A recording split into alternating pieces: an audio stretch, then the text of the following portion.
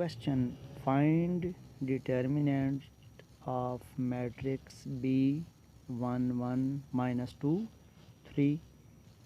We have to find B determinant. For B determinant, we will multiply these two terms, 1 multiplied by 3 minus these two terms, minus 2 multiplied by 1. So B determinant will be equal to 3 plus 2, hence B determinant will be equal to